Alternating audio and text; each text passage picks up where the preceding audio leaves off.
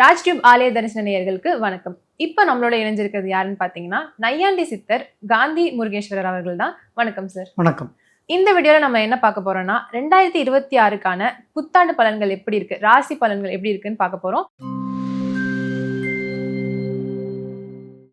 துலாம் ராசிக்கு 2026 எப்படி இருக்கும்? 2026 துலாம் ராசிக்காரங்களுக்கு அதிசயம் அற்புதமும் நடக்கக்கூடிய ஒரு நல்ல வருஷமாகவே இருக்கும். ஏன்னா ஓடிப்போனவனுக்கு 9ல் குருன்னு சொல்லுவாங்க. அப்போ நம்ம எங்கேயாவது ஓடிடலாமாங்கிற அளவுக்கு பணிச்சுமையும் குடும்பத்தில் இருக்க பிரச்சனைகளும் அடுத்து என்ன பண்ணுறதுன்னு தெரியாத ஒரு சூழ்நிலைகளுமாக தான் துளாராசிக்காரங்களுக்கு இருந்தது.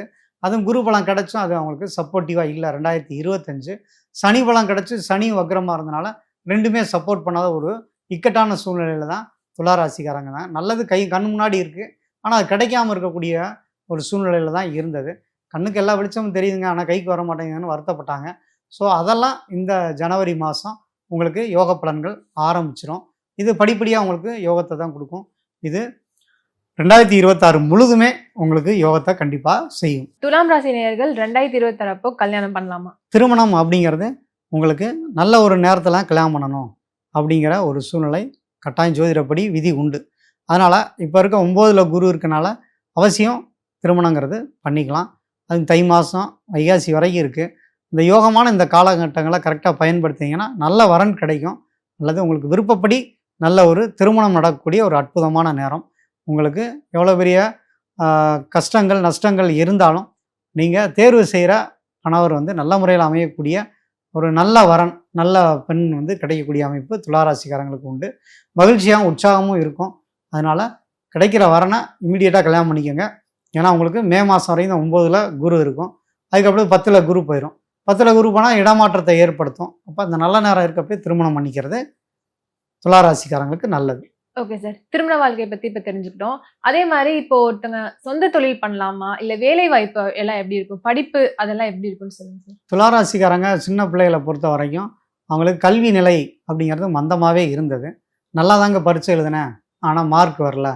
இல்லை எல்லாமே நான் படிச்சுட்டு போனேன், இங்கே பரீட்சை எழுதுகிற இடத்துல என்னால் எழுத முடியல, ஏதோ ஒரு டிஸ்டர்ப் பண்ணுது, தூக்கம் வந்துடுது, அல்லது கான்சன்ட்ரேட் பண்ணி எழுத முடியல, அது பதில் தெரியுது அந்த கேள்வி தானான்னு தெரில, இப்படியெல்லாம் சொல்கிறவங்க இருந்தாங்க. ஸோ இனிமேல் இந்த துளாராசிக்காரங்களுக்கு இப்படி ஒரு சோதனை வராது. ஏன்னா அவங்களுக்கு அந்த அஷ்டமச்சனி 7.5 சனி அதிலிருந்தே ஒரு நல்ல நேரமே இல்லாமல் இருந்தது. ஒரு குழப்பமான மனநிலையிலே அவங்க குடும்ப வாழ்க்கையும் சரி, குடும்பத்தில் இருக்கவங்களாம் ஒருத்தருக்கு ஒருத்தர் ஒத்துழைப்பு தராமல் அவங்க எண்ணங்கள் பூரா சிதறி ஒரு மோசமான சூழ்நிலை தான் துளாராசிக்கு இருந்தது. ஆனால் இந்த குரு பயிற்சி இந்த உங்களுக்கு ஒரு யோகத்தை கொடுத்து மொத்தத்தையும் டோட்டலாக மாற்ற போகிறாரு. அது உங்களுக்கு சிறப்பாக இருக்கும். கண்டிப்பாக கல்வியில் முன்னேற்றம் ஏற்படும். உடல் ரீதியாகவும் ஆரோக்கியமாக இருக்கும். ஏன்னா ஆரோக்கியம் இல்லாத குழந்தைங்க சேட்டை பண்ணணும்னு சொல்லுவாங்க. அது ஊம குசும்பு நிறையா இந்த துளாராசிக்காரங்களுக்கு இருக்கும். ஒன்று வெளிப்படையாக பேசவும் மாட்டாங்க, இல்லாட்டி கேட்ட கேள்விக்கு பதிலே சொல்லாமல் உம்முன்னு இருப்பாங்க. இந்த நிலை மாறும். வாய் விட்டு பேசினாதான் உங்களுக்கு நீங்கள் என்ன நினைக்கிறீங்கிறது மற்றவங்களுக்கு தெரியும். அப்படி ஒரு மாற்றம் கண்டிப்பாக இப்போ இந்த முறை ஏற்பட போகுது. இந்த ஜனவரியிலேருந்தே படிப்படியாக கொஞ்சம் மாறும். அதுவும் யோகமான பலன்கள் கட்டாயம் உண்டு. நல்லா படிப்பீங்க. நல்லா படித்ததுக்கேற்ற ஒரு தொழில் அமையக்கூடிய அமைப்பும் உண்டு. ஏன்னா கேம்பஸ் இன்டர்வியூலே நீங்கள் போகக்கூடிய அமைப்புலாம் இருக்குது. ஏன்னா அடுத்தடுத்து கிரகங்கள் நல்லா வலுவாகக்கூடிய அமைப்பு உண்டு. அதனால் குரு பலத்தினால உங்களுக்கு எதிர்பார்த்ததும் நான் சொல்லாமல் விட்ட எதிர்பார்த்தாத ஒரு நல்ல விஷயங்களும் உங்களுக்கு கண்டிப்பாக நடக்க போகுது. அதனால் நம்பிக்கையாக இருங்க. தொழில் ரீதியாக உங்களுக்கு பெரிய வெற்றி கிடைக்கும்.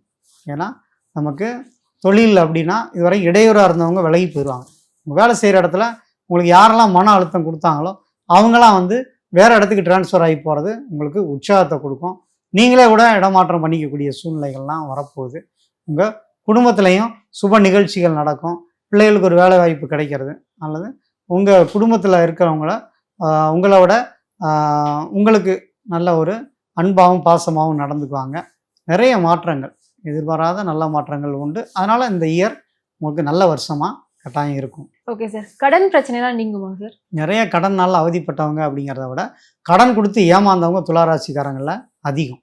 அதனால் நீங்கள் கடன் வசூல் பண்ணக்கூடிய சூழ்நிலைகள்லாம் உண்டு. உனக்கு தராமல் விட்டுட்டேன், அது என்னுடைய தவறு தான், என்கிட்ட பணம் இல்லை அதனால் உங்களுக்கு கொடுக்கல, மனசுக்குள்ளே நினச்சிக்கிட்டே தான் இருந்தேன் அப்படின்னு சொல்லி கட்டாயம் கடன் வாங்கினவங்க திரும்பி செலுத்தக்கூடிய அமைப்பு கட்டாயம் ஏற்படுத்தும். அதே நேரத்தில் கடன் கொடுக்குற வேண்டிய சூழ்நிலைகளும் வரும். ஆனால் கரெக்டாக வசூல் பண்ணி போகணும். ஏன்னா ஒரு தடவை அடிபட்டீங்க, அது மாதிரியான அமைப்பு உண்டு. கடன் வாங்குறதுலையும் கவனத்தோடு இருங்க. யாரையும் நம்பி கையெழுத்து போடாதீங்க. கையெழுத்து போட்டிங்கன்னா அது வந்து அடுத்தடுத்து சிக்கலை ஏற்படுத்தும். எந்த கடன் வாங்கினாலும் இந்த 1.5 வருஷத்துக்குள்ளே கடனை முடிக்கிற மாதிரியான ஒரு அமைப்பை நீங்கள் பண்ணிக்கிறது உங்களுக்கு நல்லது.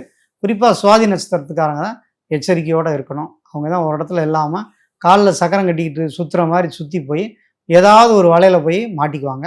ஏன்னா பேராசை பெருநஷ்டம்னு சொல்லுவாங்க. அது வந்து உங்களுக்கு கரெக்டாக பொருந்தும். இவங்களுக்கு ஒரு 10 ரூபா கிடைச்சுன்னா சும்மா இருக்க மாட்டாங்க. அதை 100 ரூபா ஆக்குறேன் பாருன்னு 10 ரூபாயும் தொலைச்சிருவாங்க. இப்படியான கேரக்டர் நிறையா துளாராசியில் சுவாதி நட்சத்திரத்துக்காரங்க பண்ணுறாங்க. ஸோ அதை இதோட நிறுத்திக்கணும். ஏன்னா ஒரு தடவை பட்டுட்டான், ஒரு நல்ல நேரம் வருது, திரும்ப வந்து நான் தொலைச்ச இடத்துல தான் தேடுவேன் அப்படின்னு ஏதோ ஒருத்தன் சொன்னான்னு சொல்லி நான் எங்கே ஏமாந்தனோ அங்கேயே தான் நான் திரும்ப வருவேன்னு சொன்னால் திரும்ப மாட்டிக்குவீங்க. ஏன்னா அடுத்து வந்து கண்டச்சனி ஆரம்பிக்கும். அதனால் இந்த மாதிரி வேலையெல்லாம் செய்யாதீங்க. நல்லா பட்டுட்டீங்க, ஒழுங்காக இருக்கிறத வச்சு நல்ல வாழ்க்கை வாழ்கிறதுக்கு ட்ரை பண்ணுங்கள். நான் வந்து எல்லாமே என் மனசுக்கு பிடிச்ச மாதிரி வந்த பிறகு நான் வாழ தொடங்குவேன் அப்படின்னா யாராலையும் வாழ முடியாது. அதனால் அதை புரிஞ்சுக்கோங்க. குடும்பத்தில் முதல்ல பாசம் பற்றோடு இருங்க. பணம்னு அலைஞ்சவங்களுக்கு உங்களுக்கு குடும்ப வாழ்க்கை இல்லாமல் தான் தெரிஞ்சிங்க. அதனால் முதல்ல திருந்திட்டீங்க, திரும்பவும் பழையபடி அதே வேலையை செய்யாதீங்க. அது உங்களுக்கு கஷ்டத்தை கொடுக்கும். 2026 இனிமையாக வச்சுக்கிறது உங்கள் கையில் தான் இருக்குது. துலாம் ராசி நேயர்களுக்கு உடல் நலம் எப்படி இருக்கும் சார்? துளாராசிக்காரங்க உடல் நிலையில் வந்து கவனமே செலுத்த மாட்டாங்க. நடக்கிறது நடக்கட்டும் என்ன அப்படின்னு ஒரு சின்ன வியாதி இருந்தாலும் அதை அப்படியே ஜமாளிச்சுக்கிட்டே ஓட்டுவாங்க. அது பெரிய வியாதியை முத்துற வரைக்கும் அவங்க அடங்க மாட்டாங்க. அதனால் முதல்ல அவங்க ஹெல்த்தில் கான்சன்ட்ரேட் பண்ணணும். சரியான உணவு பழக்கவழக்கம் வச்சுக்கணும். டைஜஷன் ப்ராப்ளம் வரும். அதனால் அவங்களாம் எச்சரிக்கையாக இருக்கணும். ஏன்னா அடுத்து வரக்கூடியது கண்டச்சனியும், அடுத்ததான் 4ஆம் இடத்துக்கு ராகு மாறுவார். குடல் வயிற்று சம்மந்தப்பட்ட பிரச்சனைகள் ஏற்படக்கூடிய வாய்ப்பு உண்டு. இதை ஏன் நான் வந்து அடுத்த வருஷத்துக்குரிய பலன் தான் இப்பயே சொல்கிறேன்னா, ஒரு நல்லா இருக்க நேரமே கரெக்டான ஒரு அரேஞ்ச்மெண்ட் பண்ணிக்கணும். அப்போ தான் வந்து நம்ம வருமுன் காக்கிறது தான் நம்மளோட அறிவு. அதனால் நீங்கள் அதில் கொஞ்சம் கான்சன்ட்ரேட் பண்ணணும். உடல்நிலை மீது அக்கறை செலுத்தணும். அதுதான் உங்களுக்கு நல்லது. துலாம் ராசி நேயர்களுக்கு ஏதாவது பரிகாரம் இருக்கா சார்? துளாராசிக்காரங்களுக்கு மெயினான பரிகாரம், இந்த அடுத்தவங்கள எடை போடுற வேலையை முதல்ல நிறுத்தணும். இப்படி இருப்பாங்களோ அப்படி இருப்பாங்களோ அப்படின்னு கற்பனை அதிகம். நம்ம தராசை கையில் வச்சுக்கிட்டு அப்படியே நம்ம இவர் இப்படிப்பட்டவர், இவர் எப்படிப்பட்டவர் தெரியுமா அப்படிங்கிறத பேசுகிறதும், அதுக்கப்புறம் தன்னால் தான் எல்லாம் நடந்துச்சு, நம்மளை மீறி எதுவும் இல்லை அப்படின்னு சொல்லி தத்துவங்கள் உதிர்க்கிறதும், நான் என்னையை நானே செதுக்கிக்கிட்டேங்கிறது, இது மாதிரி வேலையெல்லாம் துளாராசிக்காரங்க நிறையவே பண்ணுவாங்க. முதல்ல அதுலேருந்து திருந்தி நமக்கு ஒரு தடவை பட்டுட்டான், இனிமேல் வந்து அடுத்தவங்களுக்கும் அறிவு இருக்குது, அவங்கவுங்க வாழ்க்கையில் அவங்களுக்கு பண்ண தெரியும், யாரையும் நம்ம திருத்த வேண்டியதில்லைன்னு சொல்லி முதல்ல பார்ட்னரோடையும் சரி, லைஃப் பார்ட்னரோடையும் சரி விட்டு கொடுத்து நிதானத்தோடு செயல்பட்டு முதல்ல புரிஞ்சுக்கணும். என்னையை புரிஞ்சுக்கோங்க, என்னை யாரும் புரிஞ்சுக்க மாட்டாங்கன்னா முதல்ல அடுத்தவங்கள புரிஞ்சுக்கிட்டு நம்மளை புரிஞ்சுக்குவாங்க. ஸோ அந்த மாதிரி வேலையெல்லாம் துளாராசிக்காரர் நிறையா பண்ணுவீங்க. நீங்கள் அதெல்லாம் விட்டுட்டு ஒழுங்காக அடுத்தவங்களையும் புரிஞ்சுக்கிட்டு நம்ம சொல்கிறதான் சரிங்காமல் இந்த தராசு கையில் வச்சுக்க முதல்ல தூக்கி எறிஞ்சிட்டு நம்ம வந்து ஒழுங்காக குடும்பத்தோடு அந்யோன்யமாக இருந்தீங்கன்னா கண்டிப்பாக 2026 உங்களுக்கு நல்ல பல பலன்களை உங்களுக்கு கண்டிப்பாக தரும். Okay sir. 2026 துலாம் ராசி நேயர்களுக்கு நற்பயன் எவ்வளோ சதவீதம் இருக்குது சார்? துளாராசிக்காரங்களுக்கு நல்ல பலன் அப்படின்னு பார்த்தா 70% வந்து உங்களுக்கு யோக பலன் தான் கிடைக்கும். நீங்கள் தெய்வம் அப்படின்னு நீங்கள் கும்பிடணும் அப்படின்னு நினச்சா நீங்கள் முதல்ல அந்த நரசிம்மரை வழிபாடு பண்ணுறது உங்களுக்கு அதிர்ஷ்ட யோகத்தை தரும். அதே மாதிரி சூரிய நாராயணர், இந்த 2 தெய்வங்களை நீங்கள் தொடர்ந்து வழிபட்டு வாங்க.